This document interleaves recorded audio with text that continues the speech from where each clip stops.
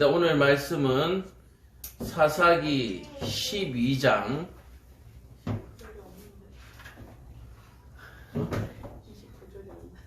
그치? 왜 29절이 됐을까? 자, 일단 사사기 12장을 볼 텐데 그가 아들 30명 그가 29절이 아니고 이제 9절이야. 자, 사사기 12장 1절에서 15절까지 볼 텐데 그 중에 12장 9절을 읽고 말씀 나누겠습니다. 12장 9절 같이 읽습니다. 시작. 그가 아들 30명과 딸 30명을 두었더니 그가 딸들을 밖으로 시집 보냈고 그 아들들을 위하여는 밖에서 여자 30명을 데려왔더라. 여자 30명을 데려왔더라. 그가 이스라엘의 사사가 된 지 7년이라. 아멘. 자, 광고 말씀드립니다. 건조한 날씨로 여기저기서 산불이 많이 일어나고 있습니다. 꼭 산불만이 아니라 가정에서도 불조심하시고 주의를 좀 잘 살필 수 있는 그러한 시간들이 되기를 바랍니다. 주신 예물을 위해서 기도하고 말씀 나누겠습니다. 기도합니다. 사랑과 은혜가 충만하신 아버지 하나님, 은혜를 참으로 감사합니다.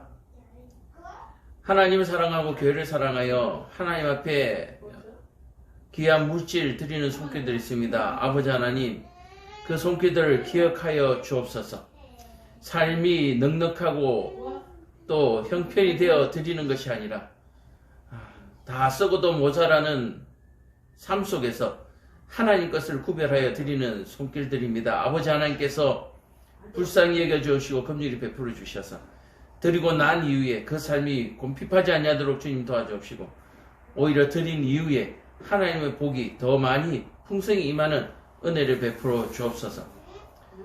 육신의 질병으로 말미암아 치료하는 가운데 있는 성도 있습니다. 아버지 하나님, 하나님께서 은혜 베풀어 주셔서 치료의 강선을 비춰주시고 회복되게 하여 주시고 재발하지 아니하도록 주님 도와주옵소서. 또한 나이가 연로한 하나님의 백성들도 있습니다. 하나님, 건강을 허락하여 주시고 이 땅을 산 날 동안에 하나님만을 기대하며 하나님만을 기뻐하며 살아갈 수 있는 은혜를 베풀어 주옵시고 그 주신 믿음을 자녀들에게도 잘 양육할 수 있도록 그 자녀들에게도 그 믿음의 복을 허락하여 주옵소서.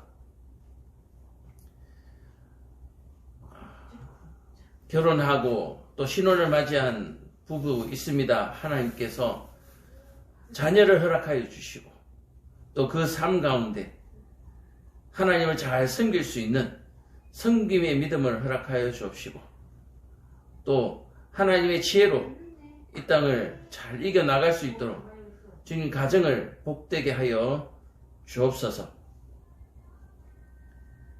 하나님을 사랑하고 교회를 사랑하는 그 마음이 주님이 오시는 그때까지 생을 마감하는 그때까지 변하지 아니하는 그 소금과 같은 믿음을 허락하여 주옵소서. 주신 물질 교회는 잘 사용하여 하나님의 나라를 확장하며 하나님의 하시고자 하는 그 모든 일들을 이루어낼 수 있는 이루어드리는 그러한 교회 되게 하여 주옵소서. 예수님 이름 받들어 기도합니다. 아멘.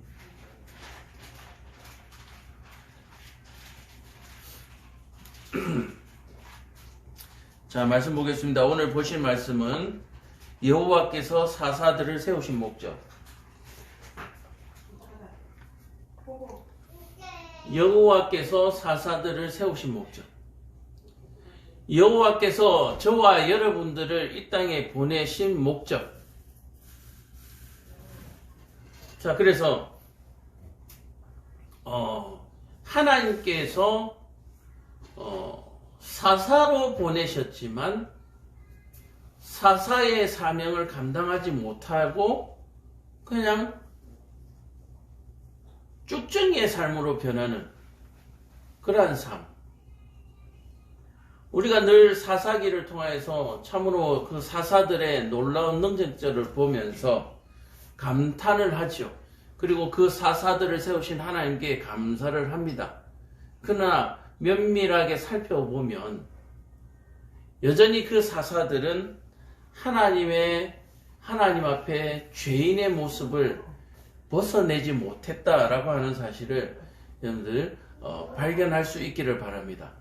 예수님께서 이 땅에 오셨을 때 사람들이 나를 뭐라고 얘기하느냐? 들으는 선생이라, 들으는 선지자라, 들으는 메시아라 라고 얘기하는 사람들이 있지만 제자들의 그 고백도 있었지만 예수님은 흠이 없으신 분이고 십자가에 달리실 그때까지 흠 없이 우리를 대신해서 죽으신 희생 양이 되어 주셨죠. 그렇다면 사사들 또한 구약시대에 세우신 이 사사들 또한 하나님께서 보내신 그 목적에 따라서 그 임무를 다했을 때에 참으로 희생의 제물처럼 인생을 살아야 하는 것이 마땅합니다. 그러나 그들은 하나님께서 원하시는 그 평안을 이루고 난 이후에는 여지없이 또다시 타락하게 되는 모습을 볼 수가 있는 거죠. 자, 그렇다면 인간들, 사람들의 평안이 오히려 하나님을 버리게 한다면 하나님께서는 평안을 주시는 것이 맞을까요? 주지 않는 것이 맞을까요? 자, 말을 바꿔서 좀 쉽게 얘기하면 돈을 주면은 타락하고 죄를 짓는데 돈이 없으면 또 하고자 하는 일을 못하죠. 굶어서 또 배가 고픈 일이 발생하고 추울 수도 있죠. 자, 그렇다면 돈을 주시는 것이 맞을까요? 안 주시는 것이 맞을까요? 차라리 굶어 죽는 것이 나을까요? 아니면 죄 짓고 지옥에 가는 것이 나을까요? 여러분들은 어떤 것을 선택하시겠습니까? 춥고 배고프고 메말라서 타들어가는 고통 속에서 죽음을 맞이하는 것이 옳은 것인가? 아니면 기름진 음식에 배불리 먹고 술 취하고 방탕하고 그냥 그렇게 즐기다가 지옥불에서 심판을 받는 것이 좋은가? 우리가 가끔씩 방송에서 인터뷰나 설문조사한 것을 보면 분명하게 갈라지는 모습을 볼 수가 있습니다. 우리는 누구나 차라리 굶어 죽는 게 낫지 않는가라고 하는 그런 보편적인 생각들이 있는가 하면 많은 분들이 이 땅에서 그저 행복하게 그냥 한번 살아봤으면 좋겠다. 죽어도 그렇게 한번 살아봤으면 하겠다는 그런 말들이 적지 않게 나오는 조사되어지는 것을 인터뷰하는 것을 여러분들이 보았을 겁니다. 우리의 사람은 육신을 입고 있기 때문에 이 피해갈 수 없는 이 숙면적인 이러한 질문들 속에서 우리가 살아남아야 하는 것이죠. 또한 이러한 시험들 속에서 선택들 속에서 우리가 살아남아야 하는 것입니다. 그러나 우리가 이 땅에서 대부분 다툼과 분쟁을 바라볼 때에 어느 쪽이 더 다툼과 분쟁이 많을까요? 많아서 싸우는 쪽과 없어서 싸우는 쪽, 어느 쪽이 많을까요? 심지어는 있는 쪽과 없는 쪽의 두 진영의 분쟁과 싸움으로, 전쟁으로 이 땅은 슬픔에 쌓여가고 있는 것이죠. 없기 때문에 싸우는 것도 아니고 또 많이 있다고 해서 싸우지 않는 것도 아니고 우리 인간은 정말 풀 수 없는 숙제, 문제 속에 쌓인 존재다라고 하는 사실을 우리가 볼 수가 있습니다. 왜 그렇습니까? 하나님께서 에덴 동산에서 아담과 하와를 지으시고 내가 할 수 있는 모든 임의의 것을 너 마음대로 하되 동산 중앙에 있는 선악을 알게 하는 나무의 열매만은 먹지 말라. 그 단순한 시험에도 이겨내지 못하고 죄를 짓는 모습들 속에서 이 땅의 많은 가치관들과 이 땅의 많은 선택들 속에서 분쟁이 일어나지 않고 싸움이 일어나지 않는 것이 어떻게 보면 기적이죠.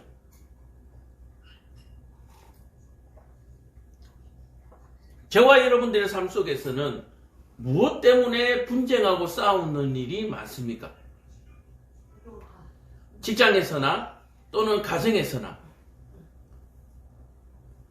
부부 사이에나 형제 간에나 또는 동기 간에 또는 동료 간에 무엇 때문에 싸우는 일이 많습니까? 없는 것 때문에 없어서 싸우는 경우가 많습니까? 아니면 있는데 더 많이 갖기 위해서 싸우는 경우가 많습니까?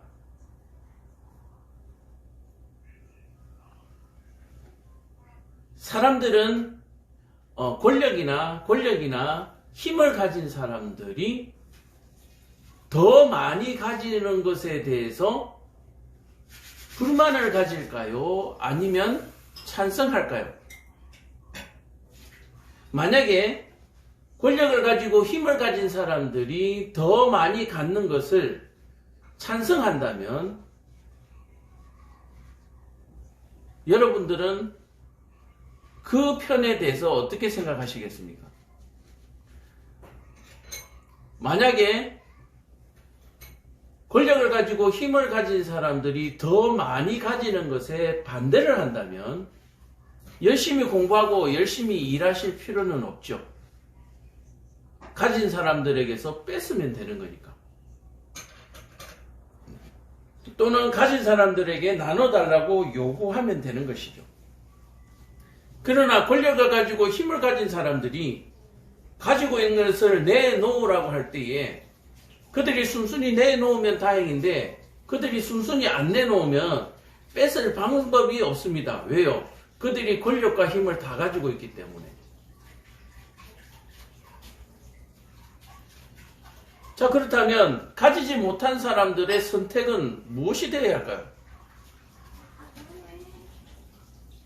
힘이 있는 사람이 힘없는 사람의 것을 가져갑니다. 빼앗아갑니다. 힘없는 사람은 빼앗길 수밖에 없습니다.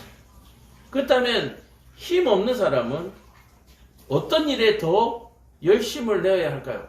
더 많이 생산하는 것에 힘을 낼까요? 아니면 힘을 기르는데, 권력을 쟁취하는데 더 많이 정력을 소비할까요?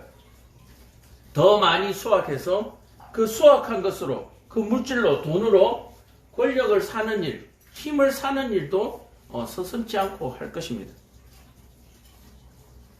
오늘 사사들의 이야기를 바라보면서 사사들의 문제점은 바로 인간의 이 한계를 뛰어넘지 못했기 때문에 발생하게 되는 것이죠. 사사는 하나님께서 주신 능력이 있는 사람입니다. 힘이 있는 사람이고 또한 하나님께서 세우신 사사이기 때문에 권력이 또한 있는 사람이죠. 힘과 권력을 한 몸에 가졌을 때에 그 힘과 권력을 누구를 위하여 사용하는가? 물론 이스라엘 백성들에게 평안을 주는, 이스라엘 백성들에게 평화, 다시 구원해내는 그러한 능력은 발휘하게 되지만 그 이후에 그 백성들이 가지고 있는 것을 착취하고 또 빼앗는다면 이 사사는 압제하던 자들, 이방인들과 똑같은 무리로 변하게 되는 것이죠. 이스라엘을 압제하던 사람들의 손에서 압제해냈는데 그 압제에서 풀어낸 그 장수가, 하나님의 사자가 이스라엘의 백성들에게서 내가 너희들을 구원해내었으니 나에게 물질을 바치라, 조공을 바치라 라고 얘기한다면 또 다른 압제자가 되는 것이죠.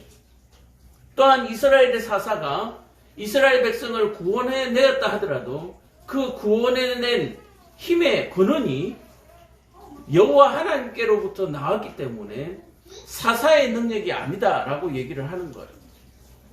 그럼에도 불구하고 그 사사가 타락하여서 그 능력이 자신의 것이냐 한다면 하나님을 배신하는 것이고 하나님의 것을 도둑질하는 것이고 또한 하나님의 백성을 압제하는 새로운 반역자가 되어지는 것이죠. 오늘 사사 입다를 우리가 한 번 더 살펴볼 텐데 지난 주일에 사사 입다가 하나님께 뭐라고 얘기합니까? 어떻게 보면은 하나님 앞에 거래를 하는 것이죠. 이스라엘의 장로들이 입다에게 자신들을 구원해 내줄 것을 요청을 받습니다. 자, 요청을 받는데 이 입다는 기생의 아들이죠. 그래서 이 기생의 아들이라는 이유로 이스라엘에게서 배척을 당했습니다. 그러나 이 배척당해 있던 입다 이외에는 이스라엘을 구원해낼 장수가 없었기 때문에 입다에게 다시 요청을 하죠. 자신들이 기생의 아들이라고 출신이 천민하다고 해서 버렸던 입다에게 다시 찾아와서 우리를 구원해낸다면 너를 우리의 왕으로 삼겠다, 지도자로 삼겠다라고 얘기를 하는 거예요. 자, 그렇게 얘기했을 때 입다는 뭐라고 얘기합니까? 야, 니네들 내 출신이 비천하다고 너네들 버렸지 않냐? 난 그래서 떠나와서 이렇게 잡류들하고 소위 말해서 우리 조선시대나 옛날 사극들을 보면 이 산에서 사는 이런 화전민들 또는 산적들이죠. 산적들. 그래서 물론 시대적으로 봐서 화전민이나 뭐 산적들이 악한 사람들은 원래 나쁜 사람들은 아니죠. 그러나 어쨌든 도적질을 하고 사람을 죽이고 하는 그런 부분에 있어서 이제 잡류로 이제 포함이 되는 거죠.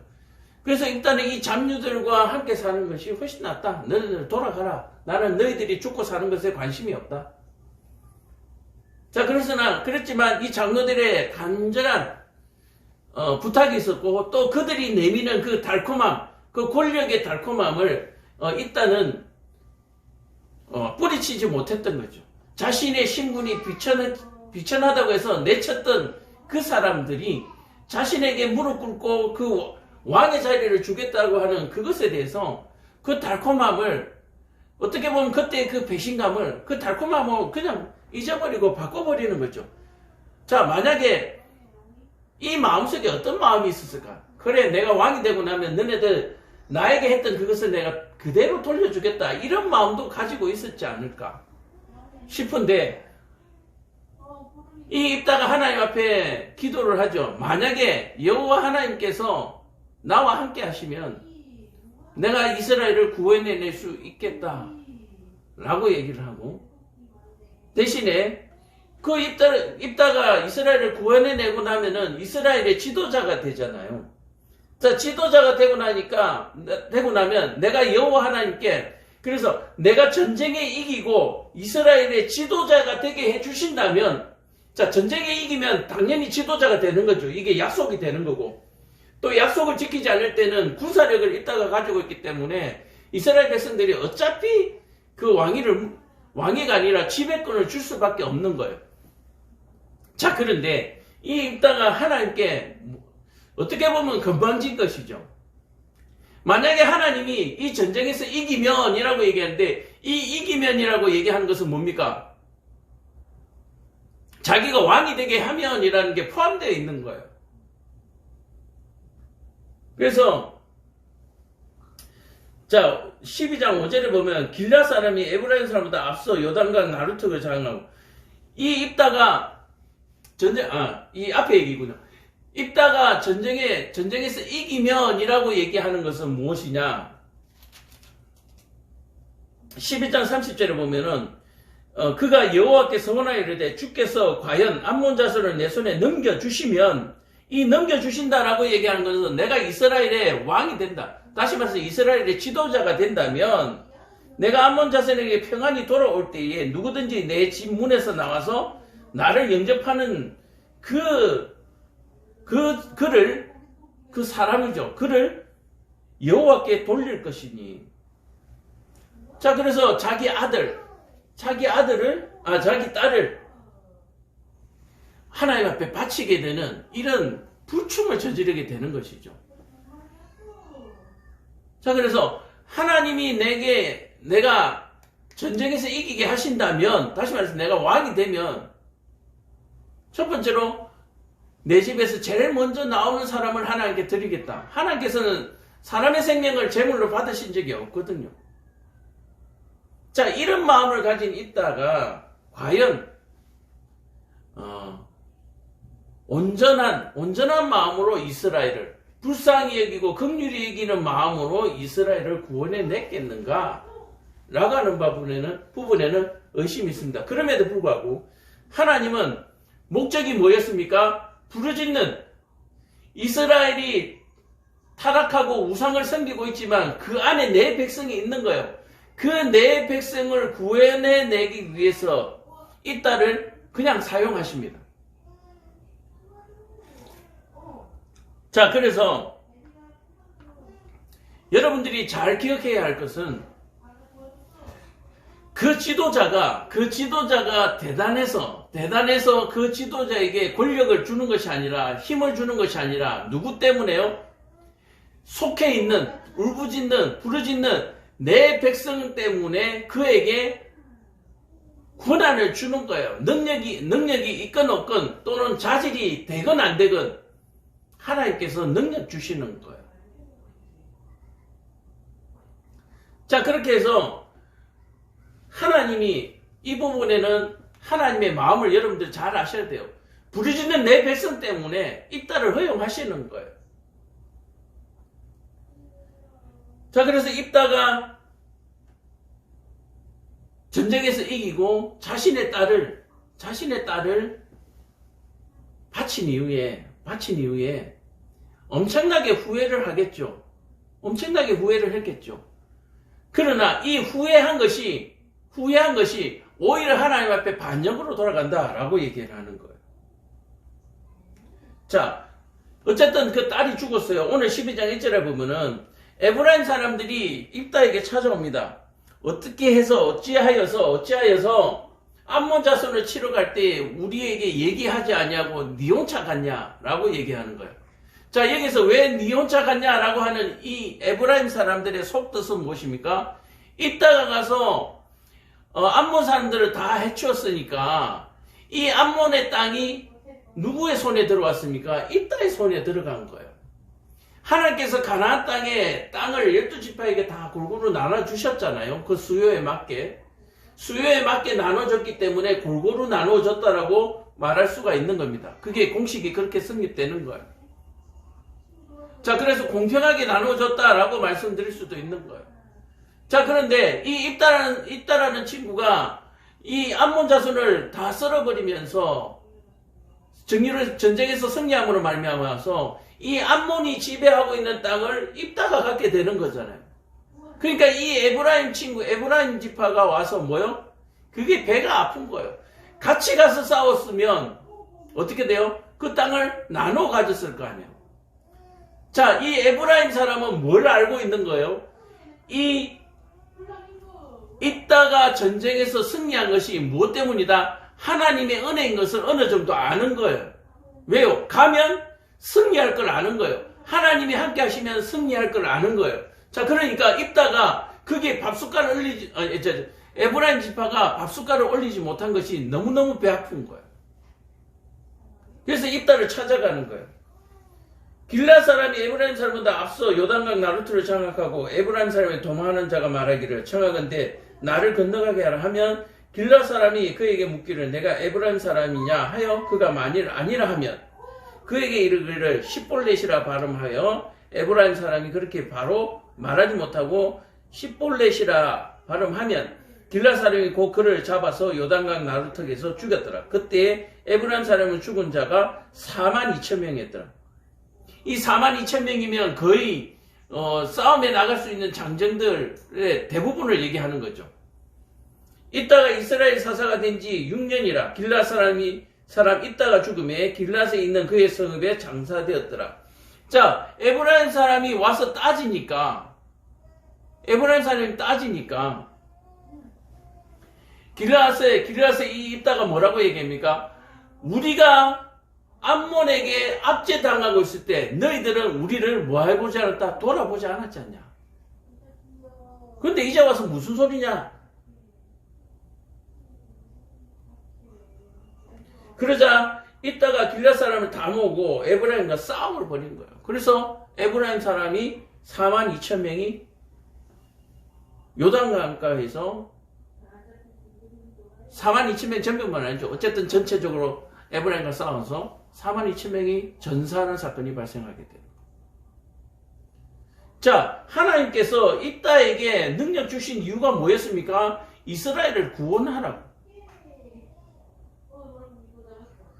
이스라엘을 구원하라고. 근데 이 입다는 이스라엘을 구원하는 것이 아니라 에브라임 지파를 지금 전멸을 시켜버렸어요. 자, 거기다가 이따가 보세요. 이따가 에브라임 사람들의 말이 또 황당하지 않는 것은 뭐냐면은, 물론 에브라임 사람이 돌아보지 않은 것은 맞습니다만은, 그래서 에브라임 사람들에게 뭔가 감정이 안 좋았겠죠.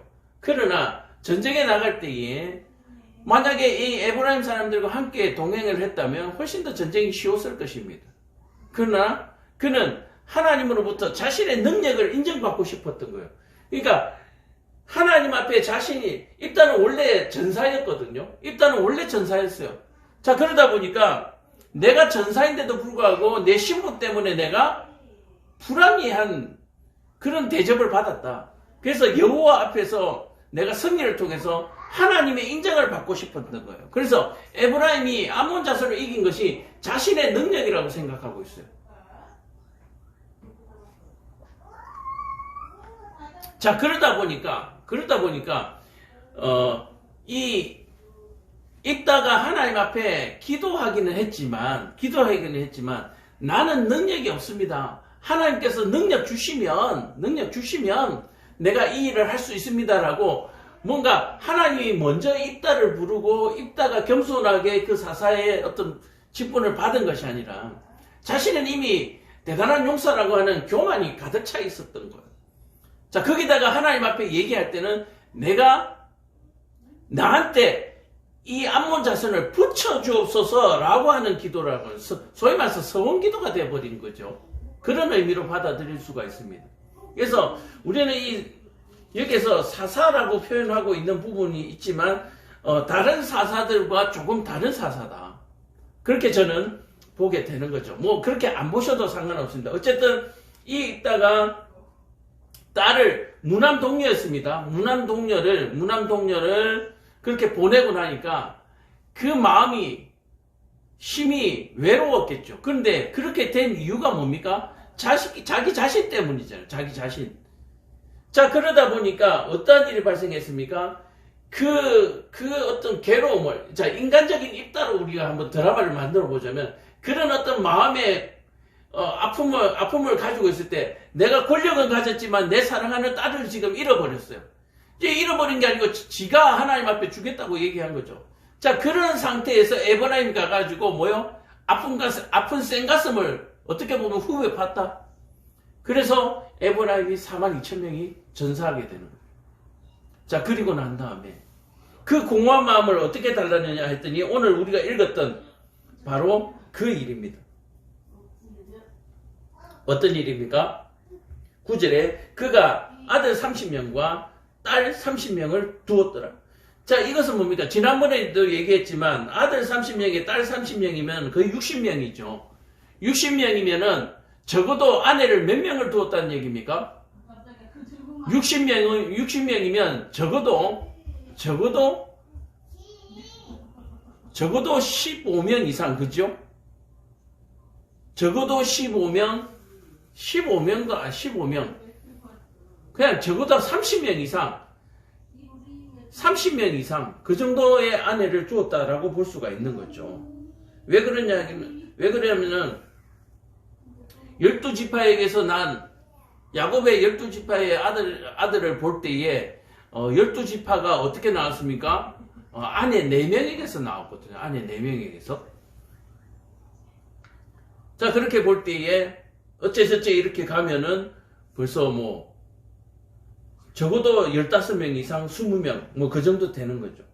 자, 그래서 인간 입다로 보면은 하나밖에 없는 무남동녀 딸을 이름으로 말미암아 그 자손에 대한 그 아픔이 컸다. 그래서 이 자녀들을 그렇게 많이 가질 수밖에 없었다. 그렇게 채워나갔다. 그렇게 아내를 많이 가졌다. 라고 할 수 있지만 권력을 차지한 입다로서 이와 같은 행보는 하나님의 뜻하고는 전혀 반대의 얘기죠. 그리고 이와 같은 행보를 걸어갈 때에 과연 이스라엘 백성들이 평안하였겠는가라고 얘기했을 때 그럴 수가 없었을 것이 당연하다. 왜냐하면 이 입다라고 하는 사람이 사사가 된 지 7년이라.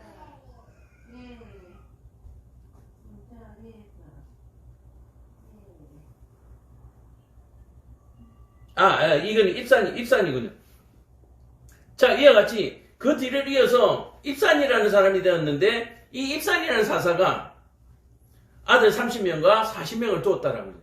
그래서 에브라임 지파를 몰살시키고 딸의 어떤 죽음이나 이런 그런 어느 아픔을 가지고 이 입다는 그렇게 그 생을 마감하게 되는 거죠. 그리고 그 뒤에 입산이라는 사람이 있었는데 이 입산이라는 사람은 하나님이 주신 그 뜻과는 전혀 관계없이 30명과 딸 30명 밖에서 여자 30명 그러니까 아들과 딸을 30명씩 낳고 서로 뭐 하겠습니까?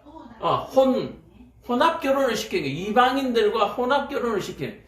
자, 하나님께서 이방인들로부터 이스라엘을 구원해냈는데 이 입산이라고 하는 사사는 이방인들을 끌어들여 가지고 어떻게 했습니까? 서로 혼합 결혼을 시켜버리는 거예요. 자, 이와 같이 혼합 결혼을 시킬 수 있다는 얘기는 입다와 같이 입산 또한 굉장한 전투 능력을 가지고 있다고 볼 수 있죠. 이방인들을 어떻게 했습니까? 승리로 이끌었으니까 그들의 자녀들을 끌고 와서 결혼을 시킬 수가 있는 거죠. 또 물론 여러 가지 외교 능력을 가지고 이방인들과 결혼시킬 수도 있죠. 전쟁을 통해서 또는 외교 능력을 통해서 평화 조약을 맺으면서 이와 같이 가질 수도 있을 것입니다. 그러나 이것은 하나님께서 가나안 족속, 다시 말해서 가나안 족속들과 이방인들을 진멸하는 하나님의 방법과는 전혀 다른 방법을 사용하였다. 그 뒤를 이어서 스불론 사람 엘론이 이스라엘 사사가 되어서 10년 동안 이스라엘을 다스렸다. 스불론 사람이 엘론이 죽음에 스불론 땅 야룬 땅에 장사했더라.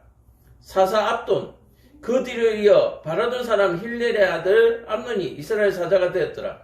그에게 아들 40명과 손자 30명이 있어 어린 낙이 70마리를 탔더라. 압돈이 이스라엘의 사사가 된 지 8년이라. 비라돈 사람 힐렐의 아들 암논이 죽음에 에브라임 땅에 아말렉 사람의 산지 비라돈에 장사되었더라. 자, 이 입다가 죽은 이후에 세워지는 이 사사들을 바라볼 때에 이들은 이스라엘을 구원해내는 것에는 관심이 없고 오히려 그냥 좋은 게 좋은 거다라고 하는 정책을 펴는 것 같아요.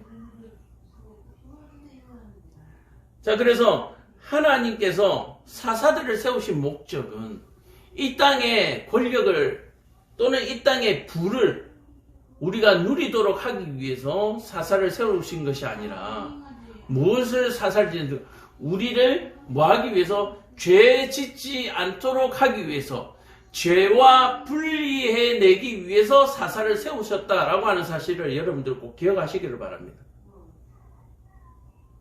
이해가 가세요? 하나님께서 사사들을 세우신 이유가 이스라엘을 구원해내는 거잖아요. 자, 이 구원해내는 것이 무엇으로부터의 구원이냐?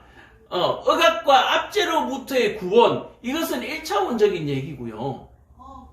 이 억압과 압제로서의 탈출이 아니라 그 안에서, 억압과 안에서 우상을 섬기는 것을 하나님께서 막으시기 위해서 거기로부터 구원해냈다라고 하는 사실을 여러분들 꼭 기억하시길 바랍니다. 이해가 가세요?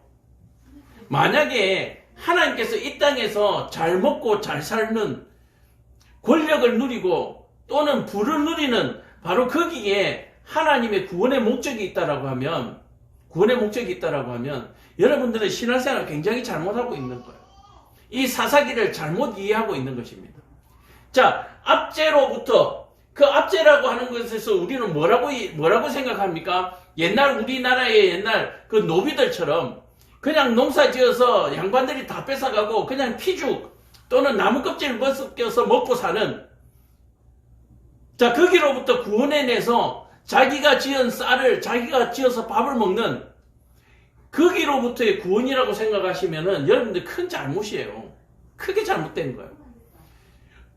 육체의 구원이 아니라 하나님께서는 생명의 구원이거든요. 자, 이 생명은 뭐냐면은 여호와께로부터 나온다라고 하는 거예요.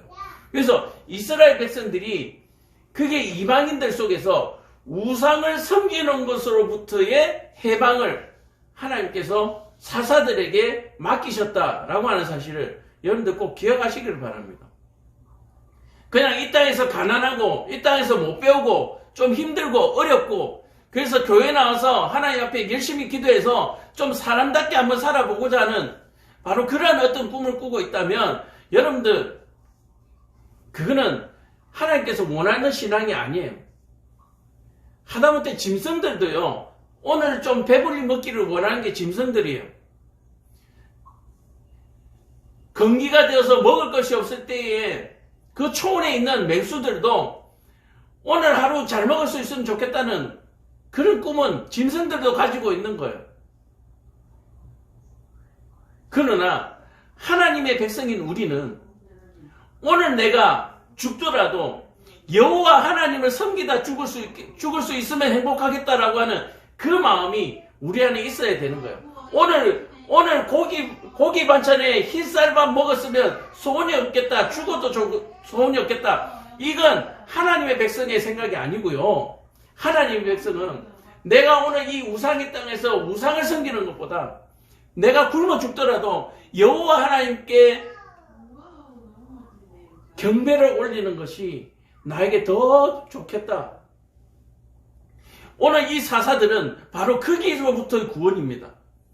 우리는 이 사사들을 통해서 인본주의 역사를 우리가 계속해서 공부하다 보니까 억압과 압제로부터로 구원해낸 사사를 우리는 기억하게 되는데 하나님은 그게 아닙니다. 억압과 압제 속에서 우상을 섬기고 있는 그들을 여호와를 섬기는 하나님의 백성으로 뽑아내려고 하는 구원입니다. 이스라엘 백성들을 애굽에서 구원해낸 것은 애굽에서 우상을 섬기고 있는 이스라엘 백성들, 저 죽어가는 자들, 내 백성들이 여호와 하나님을 섬겨야 하는데 아니면 더 나아가서 사람은 모름지기 하나님만을 섬겨야 하는 것이 사람인데 짐승을 섬기고 나무 조각이나 돌 조각에다가 그 삶을 바치는 것을 보고 하나님께서 거기로부터의 구원이에요. 애굽 사람의 괴롭힘으로부터의 구원이 아니라 애굽 사람이 섬기고 있는 우상으로부터의 구원입니다. 사사기를 우리가 온전히 바라볼 수 있어야 하는 거죠. 그렇다면 오늘 우리가 교회에 나와서 우리가 예배하며 기도하는 그 기도의 제목이 그 목적이 어디에 있어야 하는지를 우리는 분명히 알 수 있게 되는 것입니다.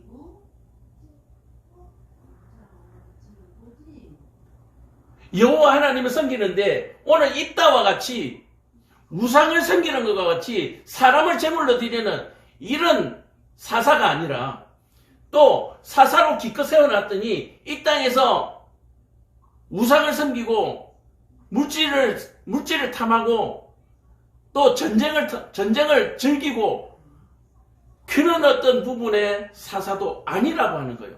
하나님이 보내신 사사는 뭐요? 여호와를 너희가 섬기지 못하고 있으니까 얼마나 슬프냐, 얼마나 괴로우냐. 너희가 여호와를 섬길 수 있도록 내가 해주겠다. 또 여호와를 섬기면 뭐 어떻게 됩니까? 하나님께서 만나를 주시잖아요.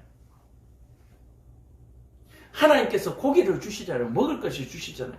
순서가 그렇게 되는 거예요. 여호와 하나님께서 사사를 세우신 목적, 여러분들 오늘 분명히 이 사사기를 통해서 깨달으시기를 간절히 축원드립니다.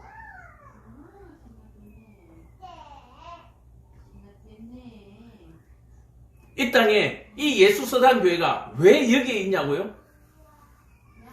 우상을 섬기는 데로부터 구원해내기 위해서, 또 성경을 배우고 교회를 다니면서도 우상을 섬기는 것과 똑같이, 또는 우상과 서로 섞어서 혼합해서 섬기고 있는 거기로부터 구원해내기 위해서 이 예수서당교회가 필요한 거예요.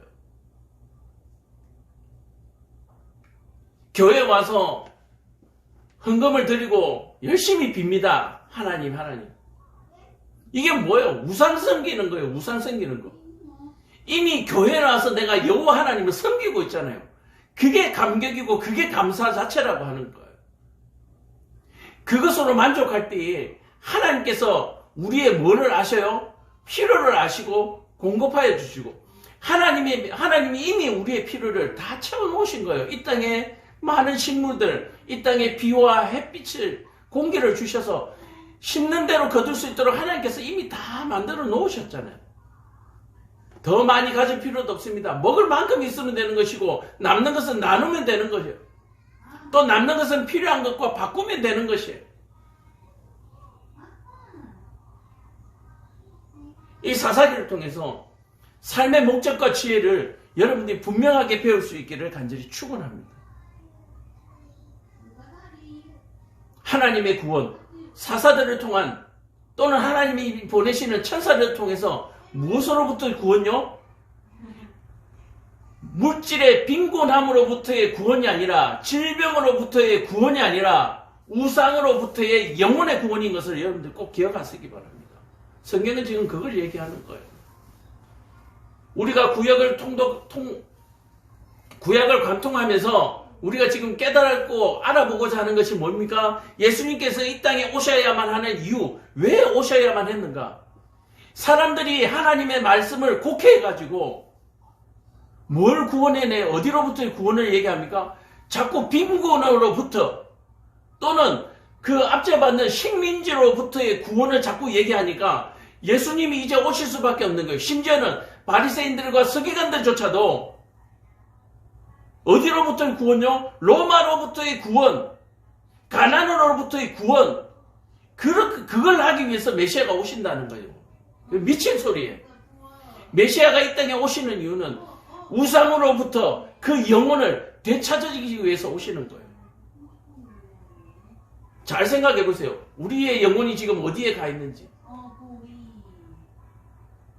우리의 영혼은 그저 먹고 마시는 데만 있습니다. 내가 얼마나 더 다른 사람보다 가난한가, 내가 얼마나 다른 사람보다 더 어려운가, 거기에 관심이 있는 거예요.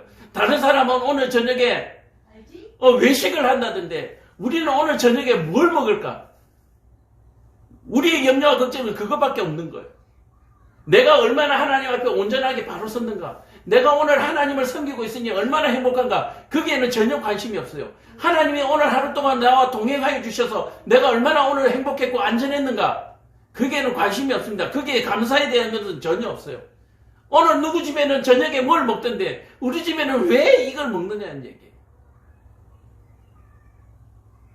어느 집은 50평 아파트에 사는데 왜 우리는 10평도 안 되는 이곳에 살아야 되느냐는 얘기예요. 우리의 염려와 걱정은 거기에 있습니다. 교회에 아무리 백날 다녀봐야 소용없는 거예요. 모르겠습니다. 하나님이 보실 때에 그것만으로도 나중에 하나님 나라에 구원해 주실 줄은 모르지만 이 땅을 사는 날 동안에 평안은 없어요. 이 땅을 사는 동안 평안은 없습니다. 오늘 여기에 보십시오. 사사 입다가 오고 입산이 오고 압돈이 오고 많이 왔지만 고작해야 7년, 고작해야 30년, 고작해야 40년, 80년. 이해가 가세요? 예수님이 나중에 오셔서 어디까지 구원해 주실지는 저는 모르겠습니다만은 이 땅에서 행복은 없습니다. 이 땅에서 행복은 없어요. 이 땅에 행복이 없으니 그 죽은 썩은 영혼으로 다른 사람들에게 얼마나 아픔과 고통을 줄지는 여러분들이 한번 상상해 보시기를 바랍니다. 얼마나 다른 사람들을 나쁜 길로 인도하게 될지는 여러분들이 상상하시기 바랍니다. 우리가 빛과 소금의 역할을 감당하지 못할 때에 거기에서 많은 사람들이 타락하고 또 많은 사람들이 교회를 싫어하고 교회를 떠나가는 그런 모습들 속에서 우리가 과연 나중에 비록 이 모습으로 구원받는다 할지라도 부끄러운 구원이 되는 것이죠.